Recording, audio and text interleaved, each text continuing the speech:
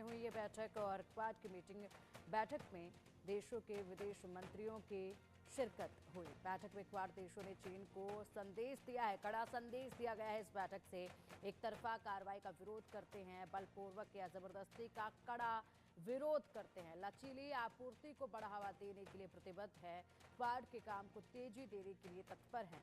हिंद प्रशांत क्षेत्र में चारों देश एकजुट हैं और ऐसे में जिस तरीके से एक बयान सामने आया इस बैठक के बाद, वो बयान अपने आप में काफी महत्वपूर्ण है क्योंकि कड़ा संदेश यहां पर दिया गया है और साफ तौर पर यह बता दिया गया है कि कोई भी जोर जबरदस्ती का कड़ा विरोध किया जाएगा। क्वाड ने चीन को यहां पर चेताया है कड़े शब्दों में इस बैठक के बाद जो बयान जारी किया है। और ऐसे में बता दें कि लगातार जिस तरीके से क्वाड अपनी रणनीति को बढ़ावा दे रहा है, अपनी रणनीति को लगातार मजबूत कर रहा है, ऐसे में अब जो चिंता है वो चीन की बढ़ने लगी है क्योंकि अमेरिका में डोनाल्ड ट्रंप ने शपथ ले ली, उसके बाद क्वाड की बैठक हुई और इस बैठक के बाद एक कड़ा संदेश दिया गया। आगे और भी महत्वपूर्ण रणनीतियां जो हैं वो बनाई जाएगी क्वाड में और ऐसे में चीन की जो हालत है अब वो काफ़ी ख़राब होती नजर आ रही है क्योंकि जिस तरीके से लगातार चीन जोर ज़बरदस्ती करता आया है, जिस तरीके से कड़े कदम चीन उठाता आया है, उस पर लगाम लगाना बहुत ज़रूरी है। और ऐसे में आप देखिए इस बैठक के बहुत महत्वपूर्ण मायने हैं। जिस तरीके से ये बैठक हुई है उसके बाद से लगातार यहाँ पर अब मेज़बानी जब होगी भारत में, क्योंकि बहुत जल्द अब क्वाड की मेज़बानी भारत करेगा, उससे पहले यहाँ पर एक कड़ा संदेश जो दिया गया है वो भारत की कूटनीति को दर्शाता है। क्वाड समूह के विदेश मंत्रियों की बैठक डोनाल्ड ट्रंप के राष्ट्रपति के रूप में अपना दूसरा कार्यकाल शुरू करने के एक दिन बाद हुई है। हालांकि ट्रंप ने चुनाव में और शपथ ग्रहण से पहले तक चीन पर उच्च टैरिफ लगाने की बात कर रहे थे, लेकिन इस पर अपने संबोधन में कोई बात उन्होंने नहीं की और इसे किसी तरह का खतरा भी नहीं बताया है। वॉशिंगटन में क्वाड समूह के विदेश मंत्रियों की बैठक हुई। इसकी मेजबानी अमेरिका के नए विदेश मंत्री मार्को रूबियो ने की। डोनाल्ड ट्रंप के अपने दूसरे कार्यकाल शुरू करने के एक दिन बाद हुई इस मीटिंग को काफी अहम माना जा रहा है। भारत की तरफ से विदेश मंत्री एस जयशंकर ने इस मीटिंग में शिरकत की। उन्होंने कहा, हमने एक स्वतंत्र, खुले, स्थिर और समुद्र इंडो पैसिफिक को सुनिश्चित करने के कई आयामों पर बात की है।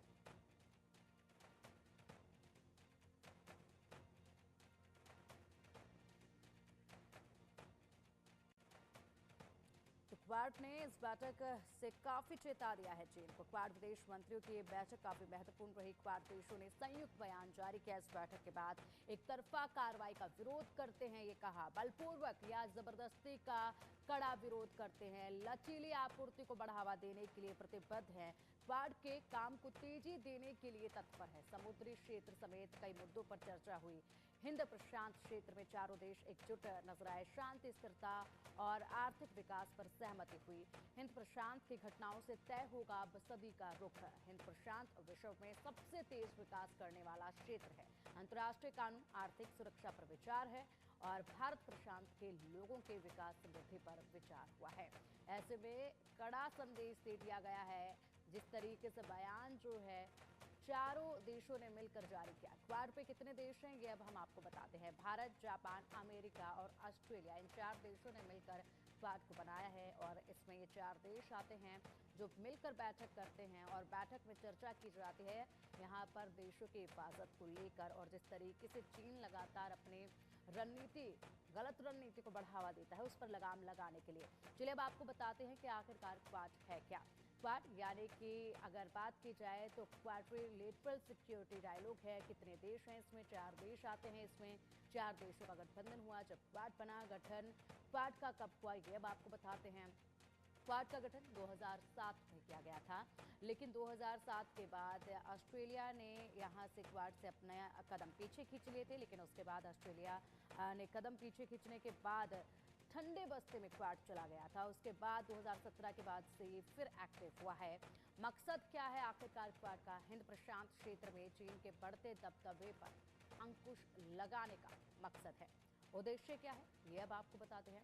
क्वाड का उद्देश्य है हिंद प्रशांत क्षेत्र और इसके देशों को चीन की दखल से बचाना। जिस तरीके से लगातार चीन यहाँ पर अपना दबदबा दिखाने की कोशिश करता है और दखल करता है इन क्षेत्रों में, ऐसे में उससे बचाने के लिए क्वाड का गठन किया गया।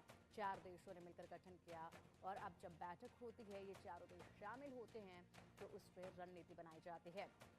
क्वाड बैठक के मायने क्या हैं, अब आपको हम बताते हैं कि आखिरकार क्वाड बैठक के क्या मायने रहे। ट्रंप की शपथ के अगले ही दिन बैठक हुई। क्वाड के विदेश मंत्रियों की ये बैठक हुई। पद संभालने तेजी के साथ ट्रंप ने कई बड़े फैसले किए। आने वाले दिनों में कई अहम फैसले के संकेत भी दिए। बैठक से ट्रंप के विदेश नीति के संकेत मिले हैं। क्वाड के मंत्रियों की बैठक में चीन को सख्त संदेश दिए गए हैं। तो देखिए, ये बैठक हुई, बैठक के बाद सख्त संदेश जो है वो दिए गए हैं। और ऐसे में सबसे बड़ी बात ये है कि अगर बात की जाए तो यहाँ पर जिस तरीके से डोनाल्ड ट्रंप ने शपथ ली, उसके बाद इस बैठक को रखा गया। इस बैठक में रणनीति बनाई गई, क्योंकि इससे पहले लगातार डोनाल्ड ट्रंप जो है वो चीन को लेकर अपना रुख काफ़ी सख्त करते नजर आए। जिस तरीके से उन्होंने लगातार बयान दिए थे, उसके बाद ये बैठक हुई। इस बैठक में भी ऐसा ही कड़ा संदेश जो है वो चीन को दिया गया है। इसके अलावा अगर बात की जाए तो भारत बहुत जल्द क्वाड की मेज़बानी करेगा। और ऐसे में उससे पहले इस बैठक में जिस तरीके से एक संदेश चारों देशों ने मिलकर दिया है, उससे भारत की कूटनीति भी समझी जा सकती है। और काफ़ी महत्वपूर्ण ये रही, क्योंकि जिस तरीके से यहाँ पर एस जयशंकर ने मुद्दों को उठाया, जिस तरीके से यहाँ पर मुद्दे रखे, जिन विषयों पर चर्चा हुई, वो एक कूटनीति भारत की इसमें दिखाई देती है। ऐसे में भारत अब जब मेज़बानी करेगा तो उस वक्त काफ़ी कुछ और भी महत्वपूर्ण निकल कर आना क्वाड समूह के इस बैठक से बाकी रहेगा। लेकिन फिलहाल यहाँ पर इस बैठक के बाद विदेश मंत्री एस जयशंकर ने शिरकत की और उन्होंने कहा कि हमने एक स्वतंत्र, खुले, स्थिर और इंडो पैसिफिक को सुनिश्चित करने के कई आयामों पर बात की है। इसी के साथ उन्होंने विदेश मंत्री एस जयशंकर ने सोशल मीडिया प्लेटफॉर्म एक्स पर भी पोस्ट किया और बताया कि क्वाड विदेश मंत्रियों की एक प्रोडक्टिव मीटिंग में हिस्सा लिया गया। उन्होंने अमेरिकी विदेश सचिव मार्को रूबियो को धन्यवाद देते हुए कहा, हमें मेज़बानी करने के लिए रूबियो और विदेश मंत्रियों सिनेटर पोंग और ताकेशी इवाया को उनके भागीदारी के लिए धन्यवाद करते हैं। और खूबसूरत तस्वीरें भी इससे निकलकर सामने आई। विदेश मंत्री ने कहा कि यह अहम है कि क्वाड विदेश मंत्रियों की बैठक ट्रंप प्रशासन की शुरुआत के कुछ ही घंटों के भीतर हुई। यह अपने सदस्य देशों की विदेश नीति में इसकी प्राथमिकता को दर्शाता है। अपने सदस्य देशों की विदेश नीति में इसकी प्राथमिकता को दर्शाता है, क्योंकि डोनाल्ड ट्रंप के शपथ लेने के कुछ घंटों के बाद ही ये बैठक हुई। और ऐसे में कड़े संदेश इस बैठक से जो निकले, इससे सदस्य देशों की विदेश नीति में प्राथमिकता क्या है वो देखी गई है। और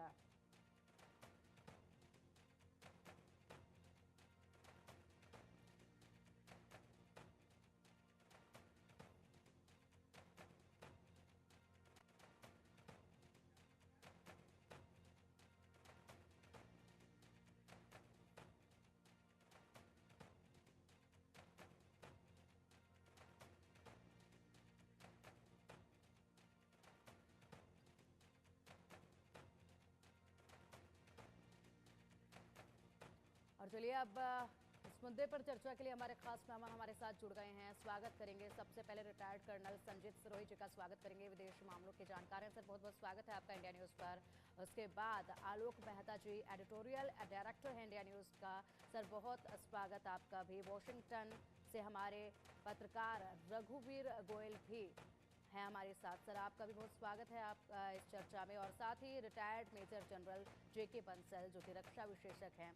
सर, आपका भी बहुत बहुत स्वागत है इंडिया न्यूज़ पर। चर्चा करेंगे और जिस तरीके से हम बता रहे थे हमारे दर्शकों को कि विषय क्या है, विषय बहुत महत्वपूर्ण, क्योंकि यहाँ पर जैसे ही डोनाल्ड ट्रंप ने शपथ ली, डोनाल्ड ट्रंप की शपथ लेने के बाद कुछ घंटों के बाद ही जो है बैठक हुई क्वाड की, और ऐसे में कड़ा संदेश दिया गया है। इसमें बहुत सारे ऐसे पहलू देखे गए, बहुत सारे महत्वपूर्ण संदेश इससे निकल कर आए। सबसे पहले बात करना चाहेंगे रघुवीर गोयल जी आपसे। सर, बैठक के मायने क्या रहे, क्योंकि डोनाल्ड ट्रंप के शपथ के बाद ही कुछ घंटों के अंदर इस बैठक को रखा गया था। हाँ जी, सबसे पहले मेरा सबको नमस्कार और धन्यवाद। आज ट्रंप साहब ने, राष्ट्रपति ट्रंप ने सबसे पहले वो गए प्रेयर ब्रेकफास्ट मीटिंग में, और वहाँ पर जो उनके मुद्दे थे उनसे वो खुश नहीं थे। जो वहाँ के बिशप थे या जो वहाँ के चर्च के जो बिशप थे, उन्होंने कुछ ऐसी बातें बोल दी वहाँ जिनके खिलाफ जो ट्रंप साहब जो करना चाहते हैं उनके खिलाफ बोला। जब वो व्हाइट हाउस में आए तो उनसे पूछा गया आपका वो प्रे मीटिंग कैसी रही? उन्होंने कहा कि डिड यू लाइक इट? फिर उन्होंने बोला no it was not good. फिर उन्होंने सबसे बाद आके एक दो चीज़ें साइन की। एक तो ये किया कि एआई जो इंफ्रास्ट्रक्चर है billions and billions of dollar का जो है $1 ट्रिलियन, उसका साइन किया उन्होंने कि ये एआई जो है प्राइवेट और पब्लिक से बनेगा और जो इससे बहुत फायदा होगा। उसके अलावा उन्होंने बोला जो अमेरिका में इलीगल्स हैं और जिनके जो नागरिक नहीं है, सिटीजन या ग्रीन कार्ड होल्डर नहीं है, वो किसी भी कैटेगरी के क्यों ना हो, चाहे वो आईटी के हैं कोई भी है, अगर उनके बच्चे अमेरिका में पैदा हुए तो वो ऑटोमेटिकली सिटीजन नहीं बनेंगे। उन्होंने ये आज साइन कर दिया। और उसके साथ साथ 17 जो स्टेटें हैं अमेरिका में, जो रिपब्लिकन स्टेटें हैं, उनके अटॉर्नी जनरल्स ने भी ये प्रस्ताव पास कर दिया कि कोई भी बच्चा ऑटोमेटिकली यूएस का सिटीजन नहीं बनेगा अगर वो अमेरिका के सिटीजन या ग्रीन कार्ड होल्डर नहीं है। उसके बाद फिर मार्को रूबियो जिन्होंने शपथ ली, और फिर आज 1 बजे वाशिंगटन टाइम के 1 बजे वो स्टेट डिपार्टमेंट यानी कि विदेश मंत्रालय में, अमेरिका के विदेश मंत्रालय में उन्होंने एंटर किया। उनका बहुत बड़ा स्वागत किया गया। सारे जो स्टेट डिपार्टमेंट के एम्प्लॉय थे विदेश मंत्रालय के, और अब अपनी फैमिली के साथ वो आए, 4 बच्चे और अपनी उनकी वाइफ, और उन्होंने कहा कि वो कोलंबिया कंट्री से इमिग्रेंट हुए हैं यहाँ पर अमेरिका में।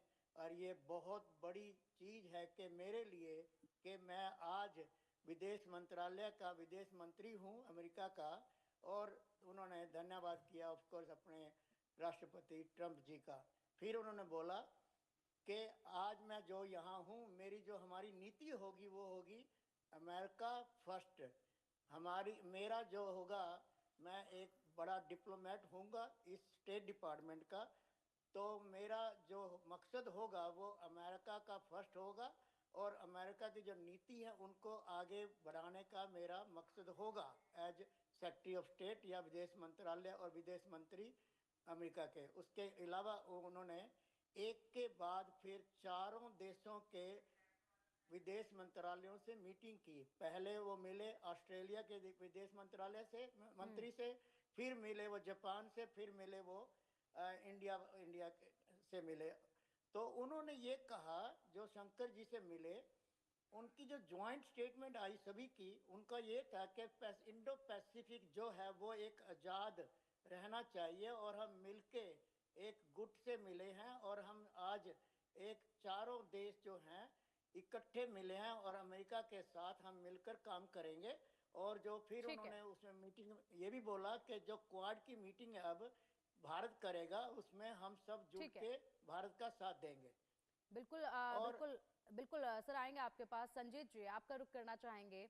सर देखिए, जिस तरीके से बैठक हुई है, काफी महत्वपूर्ण ये बैठक है और फिलहाल ऐसे में सबसे बड़ी बात यह है कि भारत जब क्वाड बैठक की मेजबानी करेगा, उससे पहले यहाँ पर कूटनीति जो है वो भारत की भी देखी गई है, जिस तरीके से यहाँ पर इस बैठक में अपना रुख खुद जयशंकर ने रखा। देखिए जी, ये बिल्कुल अहम चीज है और इसके ऊपर अभी सब देशों की नजर पड़ी हुई है, क्योंकि ये जो इंडो पैसिफिक है ये बहुत इंपॉर्टेंट एरिया है मैरीटाइम मूवमेंट के लिए। और अगर आप देखेंगे तो 16 जनवरी से लेके 24 जनवरी तक एक एक्सरसाइज चल रही है, जो कि फ्रांस के अंडर एक्सरसाइज चल रही है, जिसमें 9 देश शामिल हैं, जिसमें फ्रांस है, कनाडा है, ऑस्ट्रेलिया है, यूएसए है, यूके है, इंडिया है, इंडोनेशिया है और सिंगापुर है। ये 9 देश मिलकर एक्सरसाइज कर रहे हैं और इनका मकसद ये है कि जो मैरीटाइम स्ट्रेटेजी है, जिसमें 3 जो ये हमारे जो स्टेट्स हैं, मलाका स्टेट्स, सुंदा स्टेट्स और लोमोकोक स्टेट्स, इनके जरिए तकरीबन 80 से 90% दुनिया का जो ट्रेड है वो यहाँ से गुजरता है। तो इंडो पैसिफिक इतनी अहम जगह हो चुकी है कि जिसमें सब देशों का ये मानना है कि ये हमेशा फ्री रहना चाहिए। लेकिन चाइना की जो नीति कुछ सालों से जो देखी गई है, चाइना की बड़ी एग्रेसिव नीति रही है, चाहे वो फिलीपींस के साथ हो, चाहे इंडोनेशिया के साथ हो, चाहे वियतनाम के साथ हो। अब कई पिछले जो बाइडेन साहब के टाइम में क्वाड को इतनी प्रथमता नहीं दी गई थी और पिछले साल जो क्वाड की मीटिंग होनी थी 2024 जनवरी के महीने में वो भी स्थगित कर दी गई थी। उससे पहले ऑस्ट्रेलिया में होनी थी, वो भी स्थगित कर दी गई थी। तो लेकिन डोनाल्ड ट्रंप के आने से अब ये जो क्वाड है ये और मजबूत होगा, और होना भी चाहिए, क्योंकि इसमें चाइना का जो एक्सपेंशन पॉलिसी है उसको रोकना पड़ेगा। पिंकी जी। बिल्कुल आलोक सर, आपसे जानना चाहेंगे कि डोनाल्ड ट्रंप के बाद जब ये शपथ ग्रहण के बाद बैठक हुई, ऐसे में जब इसकी चर्चाएं शुरू हुई थी, क्योंकि डोनाल्ड ट्रंप जो है वो शपथ ग्रहण से पहले लगातार कड़ा रुख अख्तियार कर रहे थे चीन को लेकर, और ऐसे में अब ये समझा जा सकता है कि डोनाल्ड ट्रंप के आने के बाद जो बैठक हुई है, जो कड़ा संदेश दिया है, इससे पहले जो उनके बयान सामने आए, टैरिफ को लेकर जो बयान सामने आए, ऐसे में कड़ा रुख आगे चीन के लिए देखा जाएगा। इसलिए चीन जो है वो शायद हो सकता है अपनी हरकतें कुछ कम कर ले और ऐसे में थोड़ा पीछे हटने लग जाए। क्या लगता है आपको? देखिए पिंकी जी, सही बात यह है कि ये जो गठबंधन है 2004 से बना, सुनामी जब आया था और उसके प्रभाव को देख करके उसके बाद सुरक्षा, चूंकि हिंद आप ये देखिए कि इंडो चाइना के संबंध तो अपनी जगह है, उससे भी ज्यादा पूरी दुनिया के लिए जिस तरह से खतरे आते हैं समुद्री मार्ग से, एक प्राकृतिक विपदा हो सकती है और एक चीन से जो खतरा होता है, इस दृष्टि से ईस्ट और साउथ चाइना सी जिसको हम कहते हैं, उस क्षेत्र के जो एशिया प्रशांत क्षेत्र, एशिया पैसिफिक यदि आप कहें, या जिस तरह से हम लोग आज जो चर्चा कर रहे हैं प्रशांत क्षेत्र के, उस दृष्टि से भारत की भूमिका, चूंकि चीन को रोकने के लिए यदि भारत की भूमिका हो सकती है वो महत्वपूर्ण है। और इस तरह की जो बैठक है वो नियमित रूप से, जैसा अभी अपने अतिथि बता रहे थे, वो है महत्वपूर्ण रही है, लेकिन मैं नहीं मानता कि कोई पॉलिसीज दोनों कंट्रीज की, अमेरिका की, भारत की, ऑस्ट्रेलिया की, जापान की, कोई बहुत बदलती है। राष्ट्रपति बदलते हैं, प्रधानमंत्री, लेकिन हाँ पिछले 10 वर्षों में प्रधानमंत्री नरेंद्र मोदी आने के बाद भारत की भूमिका बहुत अधिक बढ़ गई है। और इस समय जो चर्चा हुई है उसमें एक महत्वपूर्ण पहलू है नॉर्थ कोरिया, उत्तर कोरिया। वैसे भारत के साथ संबंध एक सामान्य यदि कहने तो हो सकते हैं, लेकिन उसने जो परमाणु शक्ति के रूप में चीन के समर्थन से बनाने की कोशिश कर रहा है, बल्कि रूस के साथ भी उसके अच्छे संबंध हैं, इसलिए उसकी परमाणु और मिसाइलों को लेकर पूरी दुनिया के लिए खतरा है। क्योंकि मेरा ऐसा मानना है कि दुनिया के, हमारे विशेषज्ञ भी मानेंगे, दुनिया में सबसे अधिक तानाशाही यदि कुछ हो सकता है, जबकि है छोटा सा कंट्री, लेकिन उत्तर कोरिया से दुनिया के लिए खतरा पैदा हो सकता है। ईरान पर भी दबाव होता है परमाणु न बनाए, लेकिन जिस तरह से नॉर्थ कोरिया को जितना समर्थन चीन का रहा है, तो जो बैठक अभी हुई है कल, उसमें निश्चित रूप से एक तो वो चिंता और दूसरा सब मिलकर के इस क्षेत्र में जो, जहां पर धीरे धीरे पहले जैसे जमीन पर हमारे यहाँ लद्दाख या भूटान के क्षेत्र में घुसने की चीन कोशिश करता था, उसी तरह से समुद्री क्षेत्र में जो घुसने की कोशिश करता है, उससे पूरी दुनिया का व्यापार, क्योंकि ये जो संबंध है हमारे ऑस्ट्रेलिया, जापान, अमेरिका और भारत, ये जो बना है, ये आर्थिक आधार उसमें प्रमुख है, लेकिन ये सुरक्षा नहीं होगी तो आर्थिक और व्यापार कैसे होगा? इसलिए उन पहलुओं पर विचार किया गया है। और आने वाले समय में, इसलिए मैंने कहा कि प्रधानमंत्री नरेंद्र मोदी इस समय सुपर पावर की तरह से भारत की भूमिका हो रही है। कहने को महाशक्तियां अभी भी रहेंगी ब्रिटेन, लेकिन ब्रिटेन, फ्रांस, वो सब भी अपनी जगह हैं, लेकिन अमेरिका के साथ चीन, रूस, और चूंकि भारत के संबंध, और आपकी इस बात से मैं सहमत नहीं हूं कि एकदम खड़ा रुख, सबसे पहले उन्होंने शी जिनपिंग से भी बात की है आर्थिक धंधे के लिए। ऐसा नहीं है ट्रंप साहब, भारत के साथ भी आर्थिक संबंध, बल्कि इस गठबंधन का फायदा ये होगा, जो जयशंकर जी की अलग से भी मुलाकात हुई है, कि आप यदि डिफेंस, जो हमारे साथ स्ट्रेटेजी है, स्ट्रेटेजिक है, आप टेक्नोलॉजी के साथ भारत में डिफेंस की इंडस्ट्री के लिए काम करिए, हम सहयोग करेंगे। चीन को अधिक वो नहीं करिए, चीन के साथ संबंध रखिए। ठीक है आलोक सर, आएंगे आपके पास, संबंध हमारे भी रहेंगे। ठीक है आलोक सर, आएंगे आपके पास, फिलहाल रुक कर लेते हैं। हमारे साथ जेके बंसल सर भी हैं। सर बहुत स्वागत है आपका इंडिया न्यूज पर। जिस तरीके से यहाँ पर मुद्दे रखे गए, उसके बाद जो एक बयान सामने आया, उस बयान से ताकत दिखी है क्वाड की, और क्वाड बैठक से एक बड़ा संदेश जो है वो दिया गया है, और ऐसे में काफी महत्वपूर्ण हो जाता है। ये स्पष्ट तौर पर यह कह दिया गया है कि अब कोई भी चीन की तरफ से जोर जबरदस्ती जो है वो बिल्कुल भी बर्दाश्त नहीं की जाएगी, और ऐसे में एक के बाद एक कड़े एक्शन जो है वो लिए जा सकते हैं। अगर हम अमेरिका की तरफ देखें तो क्या कुछ आगे और कड़ा रुख जो है वो हो सकता है, क्योंकि अभी फिलहाल तक जो बयान आए, उसके बाद जो बैठक हुई, बैठक में भी जिस तरीके से स्पष्ट कहा गया है, ऐसे में क्या कुछ और आगे कड़ी चीजें जो हैं चीन के खिलाफ देखी जा सकती हैं? Good morning, Pinky ji. Thank you very much for inviting me. देखिए, जो इस तरह अभी जो क्वाड का जो एक संगठन है उसको बेसिकली तो डिसास्टर मैनेजमेंट के लिए या किसी तरह की दवाई वगैरह सप्लाई के लिए, लेकिन बेसिक एम ये है कि फ्री नेविगेशन होना चाहिए, फ्रीडम ऑफ ट्रेड होनी चाहिए, रूल बेस्ड ऑर्डर होना चाहिए। तो उसमें अगर चाइना किसी भी तरह का कोई, जैसे पहले भी करता रहा है, कभी वो फिलीपींस को धमकाता रहा है कि उनके जो कोई जहाज वगैरह होते हैं उनको टक्कर मार दिया, इस तरह की जो हरकतें चीन करता रहता है, तो ये एक प्रॉब्लम है।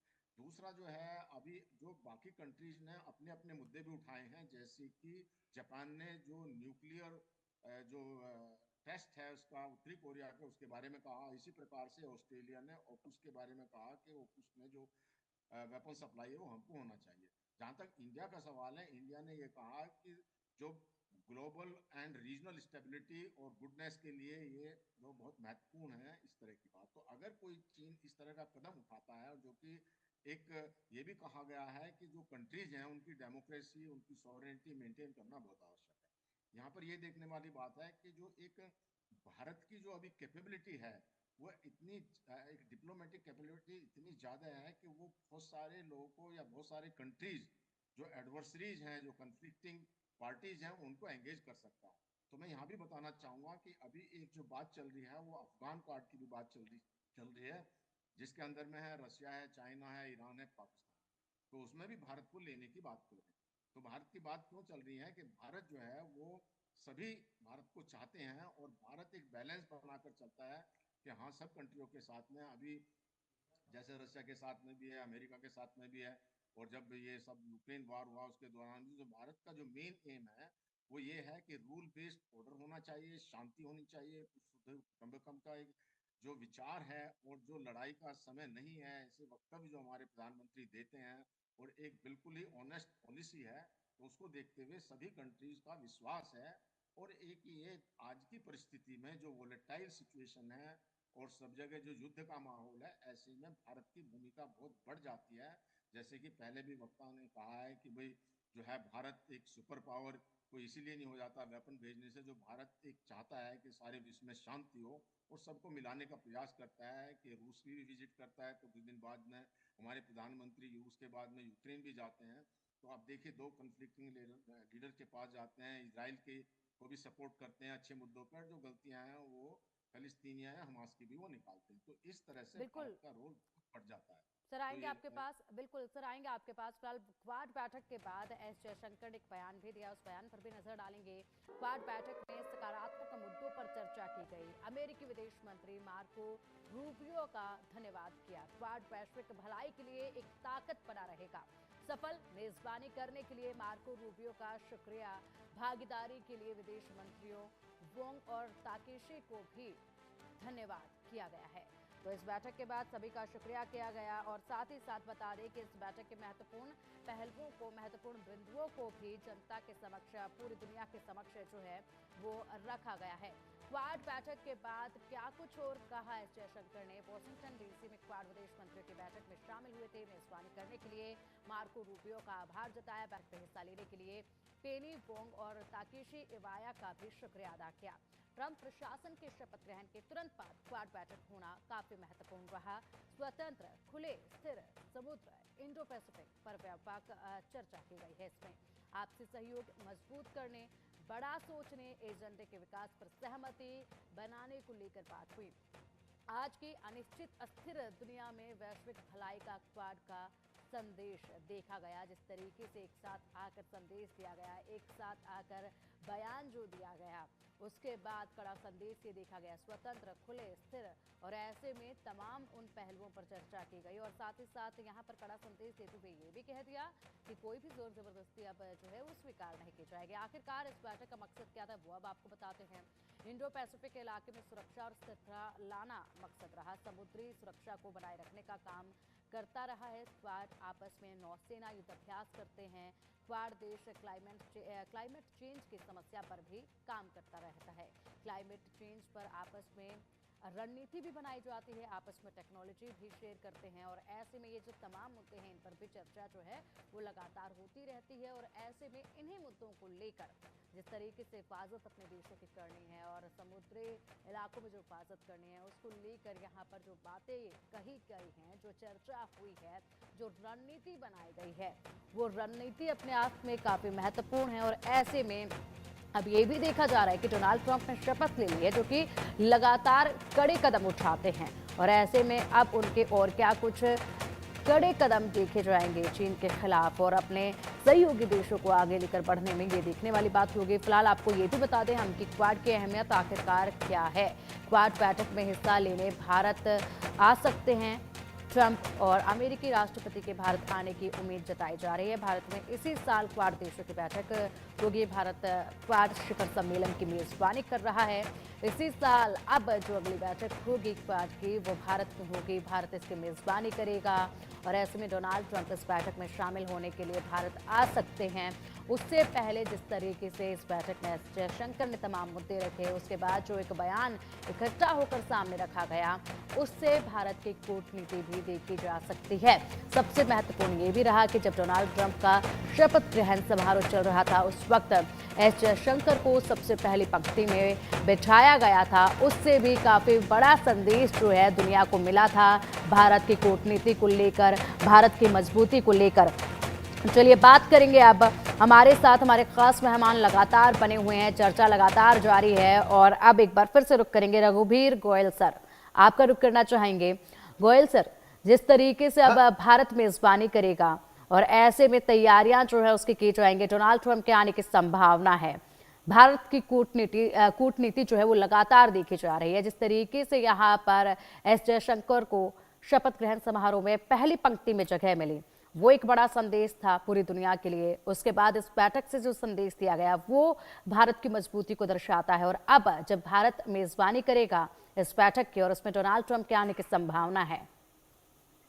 हाँ जी, ट्रंप साहब ने, राष्ट्रपति ट्रंप जी ने कहा था एक बार कि वो क्वाड में भारत जाएंगे और उसके अलावा उन्होंने आज चीन को भी वार्निंग दी है। वो वार्निंग इतनी सख्त थी कि वो चीन जाएंगे या नहीं जाएंगे, क्योंकि उन्होंने कहा अमेरिकन, मतलब उन्होंने बोला हम मरे, हमारा पैसा गया और पनामा कनाल को चीन ले गया और चीन यूज कर रहा है और चीन हमारे ऊपर टैक्स लगा रहा है। और उन्होंने पूरी वार्निंग दे दी कि हम पनामा कनाल को चीन से ले लेंगे।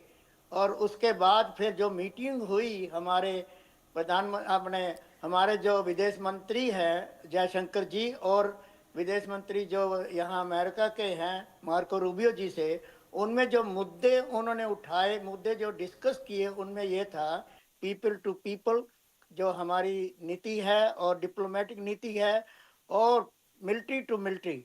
और फिर उन्होंने ये भी कहा इकोनॉमिक टाइज जो है बहुत इम्पोर्टेंट है इन भारत और अमेरिका के बीच में। मार्को रूबियो ने कहा कि हम भारत के साथ बिल्कुल ओपन हैं और उसके अलावा उन्होंने सारे के सारे मुद्दे डिस्कस किए इंडिया के साथ, जो कि आईटी है और सिक्योरिटी है और जो रीजनल सिक्योरिटी अमंग अदर जो डिस्कस किए उनके साथ। और वो हमारे जो जयशंकर जी वो बहुत ही खुश हुए उनसे मिलके, क्योंकि उनकी ये एक्चुअली पहली मीटिंग थी।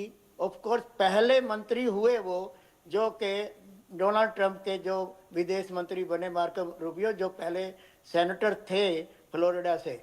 और ये मीटिंग जो है बहुत ही अहम है।